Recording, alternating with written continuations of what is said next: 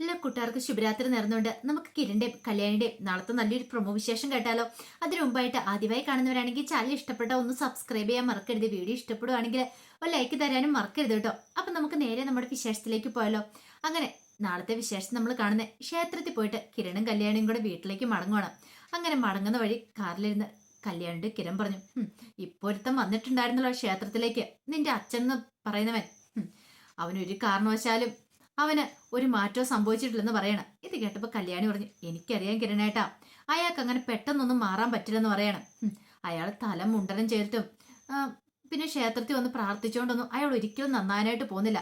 അയാളിപ്പം മിക്കവാറും ക്ഷേത്രത്തിൽ വന്ന് എന്തിനാന്ന് അറിയായിരിക്കുമോ, നമ്മൾ നശിച്ചു പോണെന്ന് പ്രാർത്ഥിക്കാൻ വേണ്ടിയിട്ടായിരിക്കും. എന്തെങ്കിലും ഒരു തന്ത്രം പ്ലാൻ ഒപ്പിക്കാതെ അയാൾ ഒരിക്കലും ക്ഷേത്രത്തിലേക്ക് വരില്ല.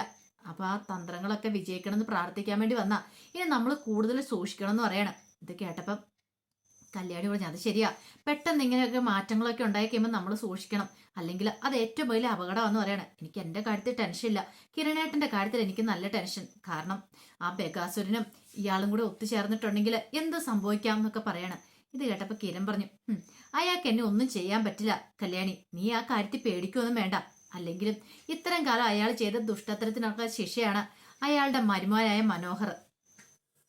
അയാള് പൊന്നുപോലെ കൊണ്ടുവരുന്ന ഒരുത്തിയുണ്ടല്ലോ സരിയു എന്ന് പറയുന്നവള്, അവളുടെ അയാളുടെയൊക്കെ അഹങ്കാരത്തിന് കിട്ടിയ ഏറ്റവും വലിയ ശിക്ഷയാണ് ആ മനോഹർ ദൈവമായിട്ട് കൊടുത്തിരിക്കുന്ന ശിക്ഷയാ. അതുകൊണ്ടല്ലേ നമ്മൾ അവനെ ഒന്നും ചെയ്യാതെ ഇങ്ങനെ നേർച്ചക്കോഴിനെ നിർത്തിയിരിക്കുന്ന പോലെ നിർത്തിയിരിക്കുന്നത്. കിട്ടാവുന്നിടത്തോളം അവര് മേടിച്ചു കെട്ടട്ടെ, അതിനുശേഷം മതി എന്ന് പറയണേ. ഇത് കേട്ടപ്പോ കല്യാണി പറഞ്ഞു, അത് ശരിയാ, അവനാണെങ്കിലോ ഓരോ ദിവസം ഓരോ മേച്ചിൽപ്പുറങ്ങൾ തേടി പോയിക്കൊണ്ടിരിക്കുക. അപ്പൊ പുതിയതായിട്ട് മേച്ചിൽപ്പുറം കണ്ടെത്തിയിരിക്കുക. അധികം വൈകാതെ തന്നെ അവനെ പൂട്ടണം കിരണേട്ടാ, ഇങ്ങനെ വിട്ടിട്ട് കാര്യമില്ല. ഇന്നല്ലെങ്കിൽ നാളെ വീണ്ടും വേറെ പെൺകുട്ടികളുടെ പുറകെ പോയിട്ടുണ്ടെങ്കിലോ. ഇപ്പൊ വരുണിന്റെ പുറകെ ആയതുകൊണ്ട് കുഴപ്പമില്ല, നമുക്ക് കാര്യങ്ങളൊക്കെ അറിയാം. പക്ഷെ പാവപ്പെട്ട ഒരു പെൺകുട്ടിയുടെ പുറകെ ആണെങ്കിലോ, പിന്നെ അവനെ സംബന്ധിച്ചിടത്തോളം പാവപ്പെട്ട പെൺകുട്ടിയുടെ പുറകെ പോകത്തില്ല. പണമല്ലാതെ സ്വഭാവം കൊണ്ടും എല്ലാം കൊണ്ടും നല്ലൊരു പെൺകുട്ടിയാണെങ്കിൽ അവളുടെ ജീവിതം നശിച്ചു പോയില്ലേ കിരണേട്ടാ. അതിനു മുമ്പ് തന്നെ അവന്റെ കള്ളത്തരങ്ങളൊക്കെ പൊളിച്ചടുക്കി അവനെ നമുക്ക് ഒരു തീരുമാനത്തിൽ എത്തിക്കണം എന്ന് പറയണം. കിരൺ പറഞ്ഞു, ആ കാര്യം നീയും നിന്റെ ശിങ്കടികളോടും ചെയ്താൽ മതി. ഉണ്ടല്ലോ എല്ലാരും കൂടെ നിങ്ങൾ പെൺപടകള് ഒത്തുചേരുവാണെങ്കിൽ നിങ്ങളെ കൊണ്ട് സാധിക്കാൻ പറ്റാത്ത എന്ത് കാര്യമാണ് കല്യാണി ഉള്ളതെന്ന് ചോദിക്കാം. കല്യാണി പറഞ്ഞു, അത് ശരിയാ കിരണേട്ടാ, അവന്റെ ഇരയായ കുറെ പെൺകുട്ടികളുണ്ട്, അവര് മാത്രം മതി അവനെ കൈകാര്യം ചെയ്യാനായിട്ട്. ഞാൻ ഒരു വാക്ക് പറഞ്ഞാൽ മതി, അവനെ എല്ലാരും കൂടെ എടുത്തിട്ട് പഞ്ഞിക്കിടും. പക്ഷെ അതുകൊണ്ട് അവൻ അവന്റെ സ്വഭാവം മാറ്റാൻ പോകുന്നുണ്ടോ? ഒരിക്കലുമില്ല. ചില പ്ലാനുകളും കൂടെ തയ്യാറാക്കാനുണ്ടെന്നൊക്കെ പറയാണ്. പിന്നീട് ഭയങ്കര സന്തോഷത്തോടു കൂട്ടാണ് പ്രകാശ ക്ഷേത്രത്തിൽ നിന്ന് പുറത്തേക്ക് ഇറങ്ങണേ. നീയൊക്കെ സന്തോഷിച്ചു പോടാ, അധികം വൈകാൻ നിന്റെയൊക്കെ കാര്യത്തിൽ ഒരു തീരുമാനമാവും. രാഹുല് ഇപ്പൊ തന്നെ ഗുണ്ടനെ ഇറക്കിയിട്ടുണ്ട്, മുരുകനെ ഇറക്കിയിട്ടുണ്ട്. മുരുകനായിരിക്കും നിന്റെ അന്ത്യം കുറിക്കണേ. നിന്റെ അച്ഛനെന്ന് പറയുന്ന ആ ചന്ദ്രസേനും നിന്റെ അമ്മയെന്ന് പറയുന്ന ആ രൂപയെ വിട്ട് നിലവിളിക്കുന്ന ഒരു നിമിഷം, ആ നിമിഷത്തിന് വേണ്ടി ഞങ്ങൾ കാത്തിരിക്കുക. ആ നിമിഷത്തിൽ ഞങ്ങൾ അങ്ങോട്ടേക്ക് വരും ആ കാഴ്ച കാണാനായിട്ട്. നിന്റെ അച്ഛൻ ചത്തെന്നും പറഞ്ഞ് ഞാൻ കാണാൻ വന്നാ, പക്ഷെ അന്ന് ആ കാഴ്ച കാണാൻ പറ്റിയില്ല. പക്ഷെ അതിന് പകരമായിട്ട് കാണാൻ പോകുന്ന കാഴ്ച നിന്റെ ആയിരിക്കും. നിന്നെ വെള്ള പുതപ്പിച്ച് കിടത്തിയിരിക്കുന്നത്. നിന്നെ വെള്ള പുതപ്പിച്ച് കിടത്തിയ ആ കുടുംബം പിന്നെ തകർന്നു പോയടാ. ഈ കല്യാണി എന്ന് പറയുന്നവള് പിന്നെ എഴുന്നേക്കില്ല, ഉയർത്തെഴുന്നേക്കില്ല. അവളുടെ ജീവനും അതോടുകൂടി തീരുമെന്ന് പറയണം. അതിനുള്ള തന്ത്രങ്ങളൊക്കെ ഞങ്ങൾ നടപ്പാക്കി കഴിഞ്ഞു, നീ സന്തോഷിച്ചു പോടാ എന്നൊക്കെ പറഞ്ഞുകൊണ്ട് പ്രകാശം ക്ഷേത്രത്തിൽ നിന്ന് ഇറങ്ങി വരുന്നേ. ആ സമയം മനോഹർ പുറത്തേക്ക് പോകാൻ റെഡിയാവാണ്. അപ്പോഴേക്ക് സരയു അങ്ങോട്ടേക്ക് വന്നു. സരയു വന്നു കഴിഞ്ഞപ്പോ മനോഹർ ചോദിച്ചു, എന്താ മോളൂ, എന്തെങ്കിലും പറയാനുണ്ടെന്ന് നിൽക്കും. അതേ മനുവേട്ടാ, നമ്മൾ എന്നാ ഇനി അമേരിക്കയ്ക്ക് പോകണമെന്ന് നിൽക്കും. അധികം വൈകാതെ തന്നെ പോകണമെന്ന് പറയാം. ഇനി ഒത്തിരി നാളൊന്നും ഇവിടെ നിൽക്കാൻ പറ്റില്ല മോളൂ. അല്ലെങ്കിൽ തന്നെ നിനക്കറിയാലോ, നിന്റെ അച്ഛന്റെ സ്വഭാവം ഒന്നിനൊന്നിനും മാറിക്കൊണ്ടിരിക്കുക. അച്ഛൻ മിക്കവാറും ഇങ്ങനെ പോയിട്ടുണ്ടെങ്കിൽ എന്നെ നിന്നെയൊക്കെ കൊല്ലാൻ ചാൻസ് ഉണ്ടെന്ന് പറയണ. ഇത് കേട്ട് കഴിഞ്ഞപ്പോ സരയു പറഞ്ഞു, അത് ശരിയാ മനുവേട്ടാ, എത്രയും പെട്ടെന്ന് തന്നെ നമുക്ക് പോയേക്കാന്ന് പറയാം. അച്ഛനോട് നിന്നോട്ടെ, അച്ഛനെ കൊണ്ടുപോകേണ്ട കാര്യമില്ലെന്ന് പറയണേ. പിന്നീട് അവിടെ ഇരുന്ന് കുറച്ച് ആഭരണങ്ങളൊക്കെ എടുത്ത് മനോഹറിന്റെ കയ്യിലേക്ക് കൊടുത്തിട്ടുണ്ട്. മനുവേട്ടൻ ഒരു കാര്യം ചെയ്യാം, ഇത് വിറ്റിട്ട് ഈ പണം വേണേ അക്കൗണ്ടിലേക്ക് ഇട്ടോളാൻ പറയണം. അയ്യോ, ഇതൊക്കെ എന്തിനാ മോള് ഇപ്പൊ എടുത്തിരുന്ന് ചോദിക്കാം. അത് പിന്നെ ലോക്കറിലല്ലാതെ കുറച്ച് സ്വർണ്ണം ഇവിടെ ഇരിപ്പുണ്ടായിരുന്നു. ഇനി ഇപ്പൊ ഞാൻ ഇതൊക്കെ വെച്ചുകൊണ്ടിരുന്നിട്ട് എന്ത് ചെയ്യാനാ, നമ്മൾ ഉടനെ അമേരിക്കയ്ക്ക് പോവല്ലേ, ആ സമയത്ത് ധൃതി പിടിച്ച് വെക്കേണ്ട കാര്യമൊന്നുമില്ലല്ലോ. ഇപ്പോഴേ വിറ്റ് അക്കൗണ്ടിലേക്ക് ഇടുവാണെങ്കിൽ കുറച്ച് കാര്യം കൂടെ എളുപ്പമായില്ലേ.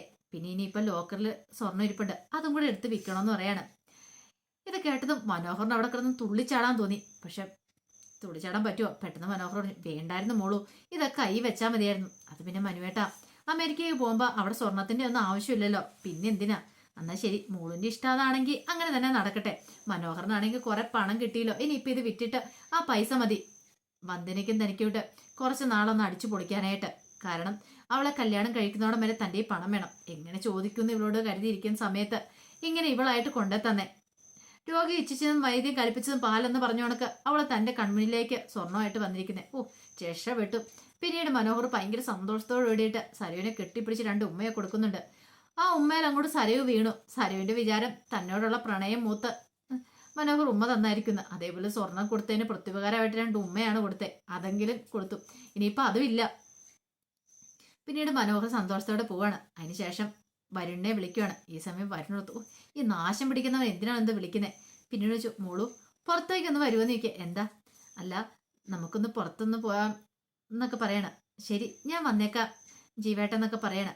അങ്ങനെ മനോഹർ പോയി റെസ്റ്റോറൻറ്റിൽ കാത്തിരിക്കണം. വലിയ മുന്തിയാണ് റെസ്റ്റോറൻറ്റിലേക്കാണ് കയറുന്നത്. കുറച്ച് കഴിയുമ്പോഴത്തേനും വരുൺ അങ്ങോട്ടേക്ക് വരുവാണ്. ഈ സമയത്ത് വരുണിനെ കണ്ടു കഴിഞ്ഞപ്പോൾ ഭയങ്കര സന്തോഷമായി. മനോഹർ പെട്ടെന്ന് പറഞ്ഞു, മോളെ വാ ഇവിടെ വന്നിരിക്കുക എന്നൊക്കെ പറയണം. അങ്ങനെ അവനവിടെ വന്നിരിക്കുകയാണ്. ഈ സമയം പറഞ്ഞു, ഇന്ന് പതിവിലും വരുന്നത് ഭയങ്കര സുന്ദരിയായിട്ടുണ്ട് കേട്ടോ. ഓരോ ദിവസം ചെല്ലുന്തോറും എൻ്റെ ബന്ധനമോൾക്ക് സൗന്ദര്യം കൂടി വരുവാണല്ലോ എന്ന് പറയാണ്. ഇത് കേട്ട് കഴിഞ്ഞപ്പോൾ വരും പറഞ്ഞു, അതെ എന്താണെന്ന് അറിയത്തില്ല എന്ന് പറയണ. കൈ കൊണ്ട് ആദ്യം കാണിക്കുവാണ്. ഒരുപക്ഷെ ജീവേട്ടനെ പോലെ ഒരാളെ കിട്ടിയതുകൊണ്ടായിരിക്കും എനിക്ക് ഇത്രയ്ക്ക് സൗന്ദര്യം കൂടുന്നത്. ഒരുപക്ഷെ മനസ്സിന്റെ സന്തോഷമായിരിക്കും എന്നൊക്കെ പറയണം. പിന്നെ വിളിച്ചു, മോളുവിന് എന്താ വേണ്ടെന്നൊക്കെ ചോദിക്കുകയാണ്. ജീവേട്ടന്റെ ഇഷ്ടം എന്താന്ന് വെച്ചാൽ അത് മതി എന്ന് പറയാണ്. ഈ കാര്യങ്ങളൊക്കെ മനോഹറിന് പെട്ടെന്ന് മനസ്സിലാവുന്നുണ്ടായിരുന്നു. കാരണം ആംഗ്യ ഭാഷയോടെ കാണിച്ചു കഴിയുമ്പോഴത്തേനും മനോഹറിന് അതെല്ലാം മനസ്സിലാവുന്നുണ്ട്. പ്രണയത്തിന് കണ്ണും കാതും മൂക്കും ഇല്ലെന്ന് പറഞ്ഞൊരു അവസ്ഥയായിരുന്നു മനോഹർ. ഇത് പക്ഷെ പ്രണയം എന്നൊന്നും പറയാൻ പറ്റില്ല. കാരണം പണത്തിന് വേണ്ടിയിട്ടുള്ള ആക്രാന്തം അതാണ് ഇവിടെ നടന്നുകൊണ്ടിരിക്കുന്നത്. ഇവളെയും കൂടെ ഇനി കല്യാണം കഴിച്ച് 1 വർഷം കൂടെ താമസിപ്പിച്ച് ഉള്ളതെല്ലാം ഊറ്റിയെടുത്ത് സ്ഥലം വിടാം എന്നൊരു ചിന്തയായിരുന്നു അവന്റെ മനസ്സിലുണ്ടായിരുന്നത്. ഈ സമയം വരുൺ മനസ്സിൽ പറയാ, നീ അങ്ങനെ കടന്ന് അങ്ങോട്ട് തുള്ളിച്ചാടറാ, നിനക്കിട്ടുള്ള പണി ഞാൻ തരാൻ പോകുന്നുള്ളൂ, നീ സന്തോഷിക്കുക എന്ന് പറയാണ്. ഈ സമയം വരുണിന്റെ ഫോണിലേക്ക് മെസ്സേജ് വന്നു. കല്യാണിയും ജുബാനിയും അവരൊക്കെയായിരുന്നു ഞങ്ങൾ ഇവിടെ എത്തിയെന്ന് പറഞ്ഞുകൊണ്ട്. അപ്പൊ അവരവിടെ എത്തുന്ന സമയത്ത് അവനെ വിളിച്ചിട്ടുണ്ടായിരുന്നു, വരുണിനെ വിളിച്ചിട്ടുണ്ട്. അപ്പോൾ വരുൺ പറഞ്ഞു, മനോഹർ വരുന്നുണ്ട്, ഞങ്ങൾ റെസ്റ്റോറൻറ്റിലേക്ക് പോകാമെന്നൊക്കെ മെസ്സേജ് ചെയ്തിട്ടുണ്ടായിരുന്നു. അതിനനുസരിച്ചാണ് അവരങ്ങോട്ടേക്ക് വരുന്നത്. നിതയുണ്ട്, ജുബാനയുണ്ട്, നിഷയൊക്കെ ഉണ്ട്. അവരെല്ലാവരും ഗ്യാങ് ആയിട്ടാണ് റെസ്റ്റോറൻറ്റിലേക്ക് വരുന്നത്. ഈ സമയം മനോഹറിനൊന്നും അറിയത്തില്ല. മനോഹർ ഭയങ്കരമായിട്ട് കത്തി വെച്ചുകൊണ്ടിരിക്കുകയാണ് വരുണിനോട്. പിന്നീട് പറഞ്ഞു, അതെ നമുക്ക് എത്രയും പെട്ടെന്ന് തന്നെ കല്യാണം കഴിഞ്ഞതിന് ശേഷം ദുബായിക്ക് പോകണമെന്ന് പറയാം. പിന്നീട് വരുൺ ചോദിച്ചു, അതെന്താ ദുബായിക്ക്? അല്ല അച്ഛനും അമ്മയൊക്കെ അവിടെയല്ലേ, നമുക്ക് അങ്ങോട്ട് പോകണ്ടേന്ന് ചോദിക്കാം. അത് പിന്നെ എന്താ മോളിന് പേടിയുണ്ടോ? എൻ്റെ അച്ഛനും അമ്മയും പാവന്നേ, ഉദ്ദേശിക്കുന്ന പോലെ ഒന്നുമല്ല. പെൺകുട്ടികളില്ലാത്തതുകൊണ്ട് അമ്മയ്ക്കാണെങ്കിൽ പെൺകുട്ടികളെന്ന് വെച്ചാൽ ഭയങ്കര ജീവനാ. പിന്നെ ഞാൻ പറഞ്ഞിട്ടുണ്ടായിരുന്നു കേട്ടോ, മോളെ പോലെ സുന്ദരി കുട്ടിനെ ഞാൻ കണ്ടതും സംസാരിക്കാൻ പറ്റില്ല എന്നൊക്കെ. അതൊക്കെ കേട്ട് കഴിഞ്ഞപ്പോൾ അമ്മയ്ക്കും അച്ഛനും ഭയങ്കര സങ്കടമായിരുന്നു. എന്നാലും പറഞ്ഞു, നിന്റെ ഇഷ്ടം എന്താ വെച്ചാൽ നടക്കട്ടെ, ഞങ്ങൾക്കൊരു താല്പര്യക്കുറവില്ല, ഞങ്ങൾക്ക് സന്തോഷം മാത്രമേ ഉള്ളൂ എന്നൊക്കെ പറഞ്ഞു എന്ന് പറയണം. അങ്ങനെ നല്ല പുളു അങ്ങോട്ട് അടിച്ചു വിടുവാണ്. ഇതെല്ലാം വന്ദനം വിശ്വസിച്ചെന്നുള്ള മട്ടിലാണ് ഇരിക്കണത്. അപ്പം മനോഹർ എടുത്തു, തൻ്റെ അടവിൽ അവൾ വീണിട്ടുണ്ട്, രക്ഷപ്പെട്ടു. ഇനി അധികം വൈകാതെ തന്നെ കല്യാണം നടത്തണം. അതിന് വേണ്ടി 2 പേരെ കണ്ടെത്തുകയും ചെയ്യണം. അച്ഛനും അമ്മയായിട്ട് അഭിനയിക്കാനായിട്ട് കുഴപ്പമില്ല, ആരെയും കണ്ടുപിടിക്കാം. പണം കൊടുത്തിട്ട് ഇന്നത്തെ കാലത്ത് അഭിനയിക്കാനാണോ ആളെ കിട്ടാൻ ബുദ്ധിമുട്ട്. അപ്പോഴേക്ക് ഫുഡ് വന്നു. പിന്നീട് വന്ദനയുടെ മുന്നിലേക്ക് ഫുഡ് നീക്കി വെച്ചിട്ട് പറഞ്ഞു, അതെ കഴിക്ക് വന്ദന മോളെ എന്ന് പറയണം. അങ്ങനെ കഴിക്കാൻ തുടങ്ങുവാണ്. ഈ സമയത്ത് മനോഹറും ഫുഡ് കഴിക്കാനായിട്ട് തുടങ്ങി. ഭയങ്കര സന്തോഷത്തോടു കൂടി ഇരുന്ന് കഴിക്കുവാണ്. അങ്ങനെ കഴിച്ചുകൊണ്ടിരുന്ന സമയത്താണ് മനോഹർ ആ കാഴ്ച കാണുന്നത്. അങ്ങോട്ടേക്ക് വരുന്ന കല്യാണിയെ കണ്ടത്. പെട്ടെന്ന് മനോഹർ ഒന്നുകൂടെ നോക്കി.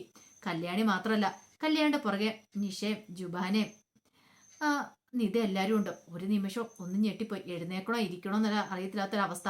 കല്യാണിയെ കണ്ടതുമ്പോൾ തന്നെ പകുതി ജീവൻ പോയിട്ടുണ്ടായിരുന്നു. മുമ്പ് വാണി തന്നാണ്, ഇനി ഒരു പെണ്ണിൻ്റെയും പുറകെ പോയേക്കല്ലെന്ന് തൻ്റെ കാര്യത്തിൽ ഒരു തീരുമാനമായെന്ന് മനസ്സിലായി.